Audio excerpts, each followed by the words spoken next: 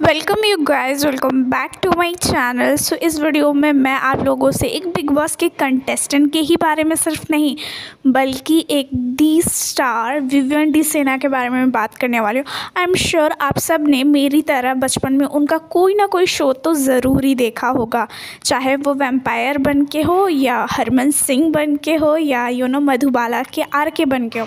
सो आपने ज़रूर कोई ना कोई शो तो देखा ही होगा। उसके अलावा भी इनके पर्सनल लाइफ भी थोड़ी मोड़ी ऊपर नीचे गई हुई है, उसके बारे में भी हम सब बात करेंगे।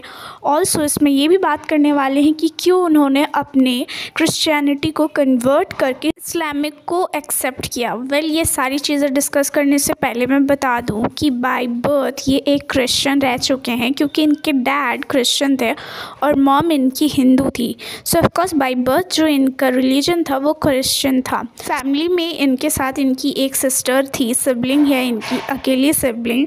और इसके अलावा भी इनके फादर का भी इंटरेस्ट जो था बहुत ही ज़्यादा स्पोर्ट्स में ही था, जैसे कि फ़ुटबॉल प्लेयर थे वो, और उसके थ्रू ही उन्हें गवर्नमेंट जॉब में भी मिला था थ्रू स्पोर्ट्स कोटा। तो इनका भी शुरू से इंटरेस्ट फ़ुटबॉल में ही रहा है। और ऐसा अगर आपने अक्सर सुना है बिग बॉस में तो ये फ़ुटबॉल ही खेलते हैं आज भी। बट ऑफकोर्स क्योंकि ये काफ़ी ज़्यादा हैंडसम थे तो इनके अगल बगल के लोग, स्पेशली फ्रेंड्स और फैमिली ने कहा कि यार तुझे मॉडलिंग में ट्राई करना चाहिए। जनरली अगर मिडिल क्लास में देखा जाए तो लोग इसी तरीके के कॉम्प्लीमेंट ही आपको देते हैं। ही टुक इट सीरियसली एंड इन्होंने अपना मॉडलिंग का करियर शुरू किया एंड उसी के थ्रू इन्होंने एक्टिंग में भी डेब्यू किया। कसम से सीरियल में आई एम श्योर आपने देखा होगा उन्हें।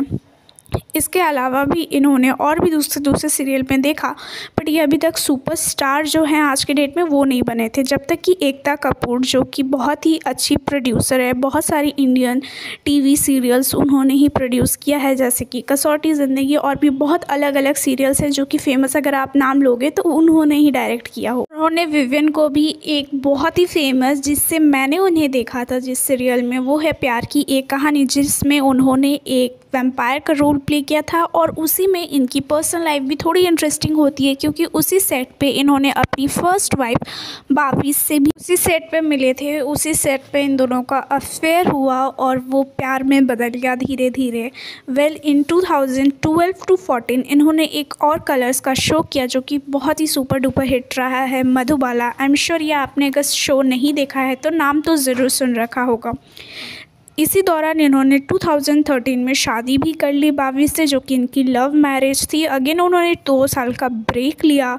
ड्यूरिंग दिस फेज़ इन्होंने कलर्स पे ही झलक दिखला जा, खतरों के खिलाड़ी जैसे शो किए। अगर देखा जाए तो शायद इसलिए इन्हें कलर्स का लाडला भी कहा जाता है, बिकॉज इन्होंने बहुत सारे शोज़ कलर्स पे ही किए हैं। एंड 2016 में मोस्ट फेमस सीरियल इन्होंने शक्ति, जो कि रुबीना के साथ इन्होंने किया था, जो कि किन्नर बेस्ड स्टोरी थी, वो भी अपने टाइम पे बहुत ही ज़्यादा फेमस और पॉपुलर हुआ था, जिसमें कि अगेन इनका जो एक्टिंग का मैजिक था सब पे चल गया था। बट ड्यूरिंग दिस फेज इनके पर्सनल लाइफ में थोड़ी बहुत प्रॉब्लम चल रही थी, जिसके थ्रू इन्हें डाइवर्स लेना पड़ा। और इन दोनों ने ही, यानी कि विवियन और उनकी फर्स्ट वाइफ ने, डाइवोर्स के लिए भी अपील किया इन 2017, बट इसको ना 5 साल लग गए। वैसे डाइवोर्स का रियल रीज़न तो अभी तक पता नहीं चला है, क्योंकि दोनों पार्टीज़ ने कभी खुल के इसके लिए कुछ बताया नहीं है। वैसे अगर र्यूमर्स की बात करें, बहुत बार तो विवियन डी सेना को कहा जाता है कि वो बहुत ज़्यादा इनसिक्योर हो गए थे उनकी वाइफ को लेके। सेम थिंग उनकी वाइफ को लेके भी कहा जाता है। ट्रूथ क्या है हमें नहीं पता, पर चलिए अब हम इनके प्रोफेशनल लाइफ में जाते हैं। ड्यूरिंग दिस फेज शक्ति के बाद इन्होंने थोड़ा सा फिर से ब्रेक ले लिया और उस दौरान कुछ नहीं कर रहे थे।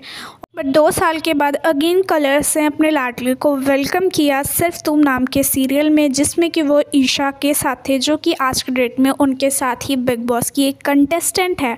सो इस शो पे ही वो दोनों मिले थे और इसमें भी विवियन ने ईशा के साथ बहुत अच्छे से काम किया था। इस शो के बारे में मुझे टीआरपी का आइडिया नहीं है, ये हिट था या कैसा था, आप ज़रूर बताना अगर आपको आइडिया हो तो।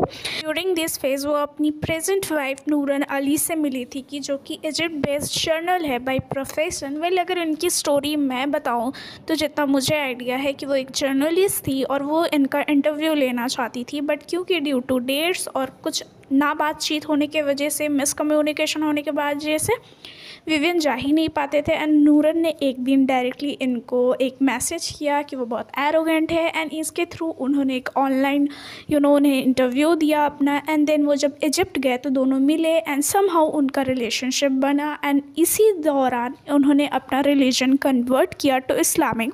वेल, इसमें भी दो तरह के कॉन्सेप्ट आते हैं कि एक तो उन्होंने अपने मन से किया एंड दूसरा ये कि वो अपनी वाइफ के पेरेंट्स की अग्रीमेंट चाहते थे, इसलिए उन्होंने अपना रिलीजन चेंज किया। वेल, अगर देखा जाए तो खुश रहने के लिए अपने पार्टनर के लिए उन्होंने ये किया, तो ये उनका पर्सनल चॉइस है। We are nobody to comment on that, I personally believe. So ये था इनका पर्सनल एंड प्रोफेशनल लाइफ का। और अभी प्रेजेंट में वो बिग बॉस में है, एक बहुत अच्छे कंटेस्टेंट है। बट उनका गेम देख के आपको कैसा लगता है आप ज़रूर बताइएगा, कॉमेंट कीजिएगा। और also do not forget to like, share and subscribe to this channel guys. And bye bye and see you in the next video.